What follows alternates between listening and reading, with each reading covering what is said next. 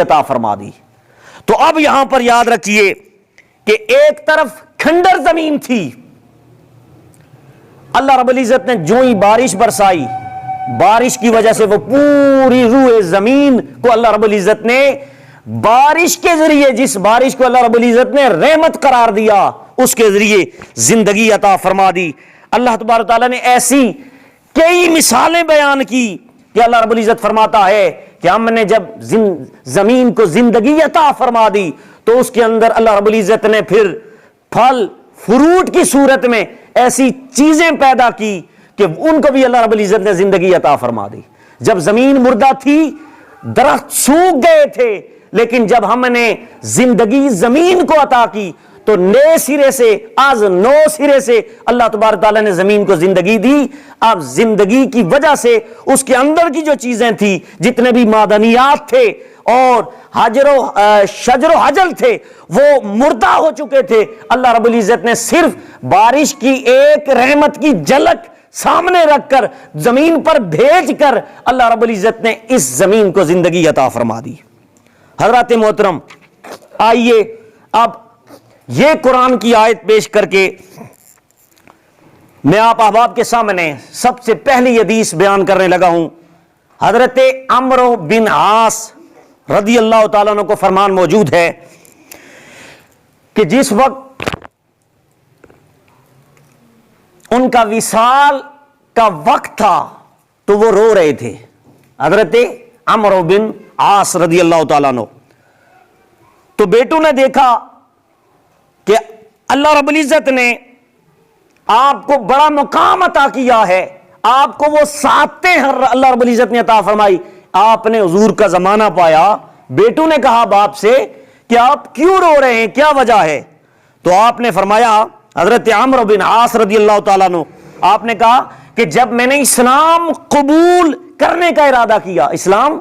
قبول کرنے کا ارادہ کیا، فرماتے ہیں تو میں نے رسول اللہ صلی اللہ علیہ وسلم کے علیہ الصلوۃ والسلام،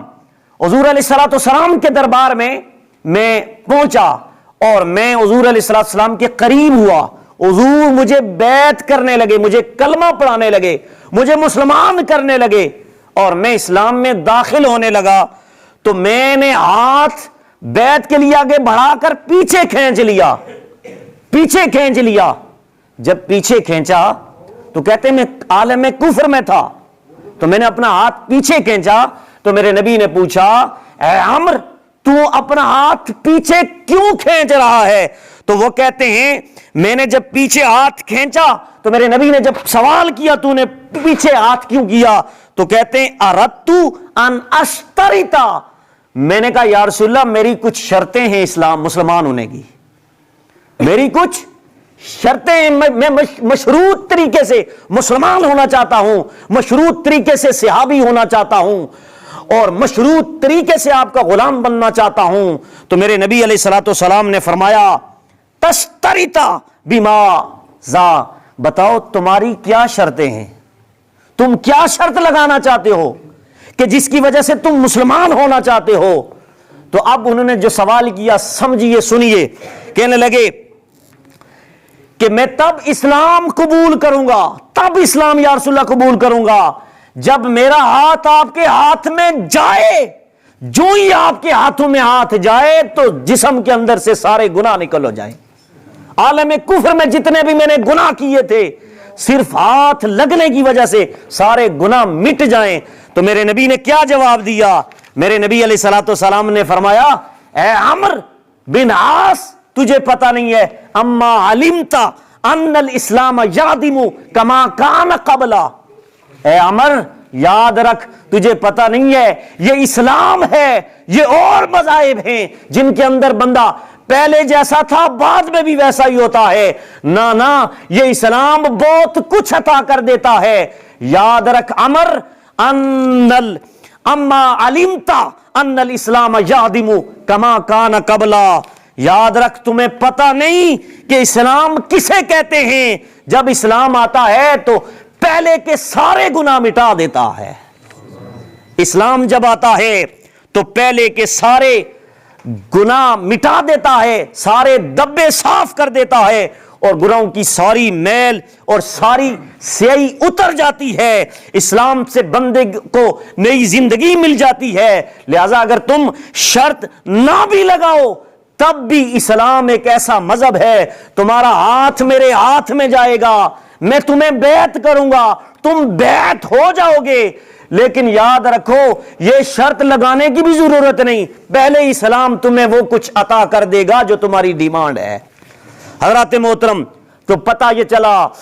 یہ بھی ایک نئی زندگی ہے کہ بندہ پہلے گناہ کرتا رہتا ہے اور اس کا جسم گناہوں سے بھر جاتا ہے، لیکن جب عالم اسلام میں آتا ہے، اس مذہب اسلام کے اندر داخل ہوتا ہے، تو کفر کے اندر کی جتنی تاریکیاں اس کی زندگی کو زنگ لگا چکی تھی، میرے نبی کے ہاتھ کے اندر ہاتھ آنے کی وجہ سے، جب بعد میں بھی آج بھی اور 1400 سال پہلے سے لے کر آج تک اور آج سے لے کر قیامت تک جو بھی کافر اور غیر مذہب اس اسلام کے اندر داخل ہوگا، تو داخل ہونے کے بعد اس کی ماضی زندگی کے جتنے بھی گناہ ہوں گے اللہ تبارک تعالیٰ اس اسلام کے وسیلے سے معاف فرما دے گا۔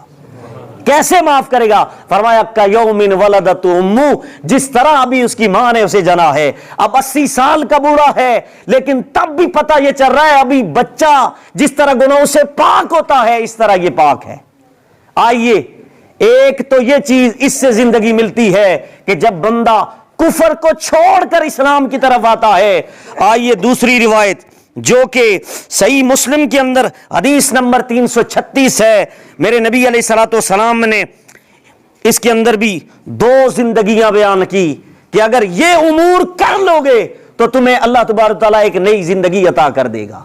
اب آپ نے سمجھ لیا نئی زندگی اس کو کہتے ہیں جب بندہ وہ عمل کر لے تو گناہ مٹ جائیں، اس کے ساری زندگی کے صغیرہ کبیرہ سارے گناہ مٹ جائیں۔ لیکن یاد رکھیے گناہ کبیرہ صرف توبہ کے ہی معاف ہوتے ہیں، جب بندہ توبہ کرتا ہے تب اس کے گناہ جو کبیرہ گناہ ہیں وہ اللہ معاف کرے گا، اگر وہ گناہ کبیرہ کی توبہ نہیں کرے گا اس کے معاف نہیں ہوئے۔ اب یہاں پر جو لفظ آیا اس کے سارے گناہ معاف ہو جاتے ہیں، اس سے مراد اس کے صغیرہ گناہ ہیں۔ کیا ہیں؟ صغیرہ گناہ ہیں۔ اب ایک اور حدیث جس کا حوالہ میں نے دے دیا صحیح مسلم کے اندر حدیث نمبر 336 ہے، میرے نبی علیہ الصلوۃ والسلام نے فرمایا ان الہجرۃ یادم ما کان قبلا، میرے نبی علیہ الصلوۃ والسلام نے فرمایا جس شخص نے بھی ہجرت کی، کیا کی؟ اپنا وطن چھوڑا، جس طرح میرے نبی علیہ الصلوۃ والسلام نے مکے سے مدینے میں ہجرت کی، اسی طرح اپنا ملک چھوڑ کر بندہ دوسرے ملک میں چلا جاتا ہے، اس کو ہجرت کہتے ہیں۔ اور ہجرت صرف فقط اللہ اور اس کے رسول کے لیے ہو تو اس سے بھی بندے کو نئی زندگی مل جاتی ہے۔ میرے نبی نے فرمایا جب بھی بندہ ہجرت کرتا ہے تو اللہ تبارک تعالیٰ اس کو بھی گناہوں سے اس طرح پاک کر دیتا ہے جس طرح ابھی اس کی ماں نے جنا ہے، جس طرح اس کی ماں نے ابھی جنا ہے۔ اور اگلا لفظ میرے مصطفیٰ کریم نے فرمایا